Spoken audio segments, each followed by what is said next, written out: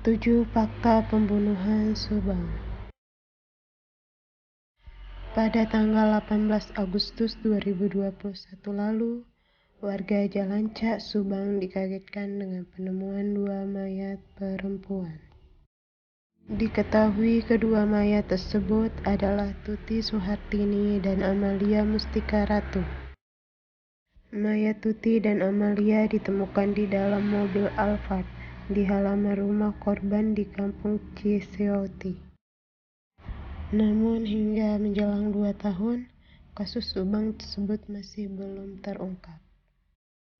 Siapa pelaku, otak atau dalang, dan siapa yang mengetahui dan terlibat dalam tragedi pembunuhan ibu dan anak di Subang masih menjadi misteri.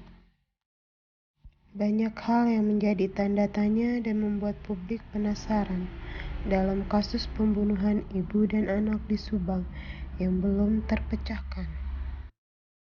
Berikut beberapa fakta dalam pembunuhan Subang. 1. Nasi goreng. Nasi goreng menjadi hal yang sangat penting untuk mengungkap siapa pelaku pembunuhan ibu dan anak di Subang. Pasalnya polisi menemukan nasi goreng di meja makan di TKP, dan ini mengindikasikan ada orang yang datang ke rumah Tuti dan Amel pada malam sebelum kejadian. Muhammad Ramdhanu alias Danu sempat diduga sebagai sosok yang membawa nasi goreng di malam sesaat sebelum pembunuhan.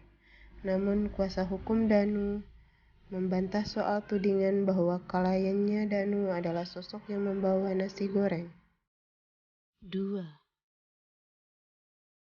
Jenazah korban. Polisi menemukan sejumlah kejanggalan pada jenazah korban pembunuhan ibu dan anak di Subang, terutama jenazah Amel. Pertama kali ditemukan, mayat Amel dalam kondisi tidak berbusana, namun tidak ditemukan ada tanda-tanda bekas ruda paksa. 3. Uang 30 juta rupiah. Di malam kejadian pembunuhan ibu dan anak di Subang, di rumah TKP ada uang kontan sebanyak 30 juta rupiah. Berdasarkan keterangan dari Yosep, uang 30 juta itu merupakan gaji guru di SMK, di mana Amelia atau Amel menjadi bendahara di yayasan yang menaungi SMK itu. 4. Toyota Alphard. Mobil Toyota Alphard tempat ditemukan dan disimpannya kedua mayat korban pembunuhan ibu dan anak di Subang di dalam bagasi tidak dibawa lari oleh pelaku. Fakta uang dan mobil Alphard yang masih ada di tempat tidak dibawa kabur oleh pelaku. Kapolres Subang AKBP Sumarni menyimpulkan jika kematian korban pembunuhan ibu dan anak di Subang bukan karena perampokan atau pencurian dengan kekerasan. 5. Tamu di malam kejadian. Berdasarkan keterangan seorang saksi yang melihat 5 sosok yang bertamu di malam kejadian di rumah TKP pembunuhan, kelima sosok itu adalah 3 perempuan dan 2 laki-laki. 2 perempuan diantaranya diduga Tuti Suhartini dan Amel, berdasarkan perawakan dan baju yang dikenakan. Jika yang 2 orang tersebut adalah Tuti dan Amel, kata Anjas, itu berarti ada 3 orang malam itu yang merupakan orang dekat atau dikenal kedua korban.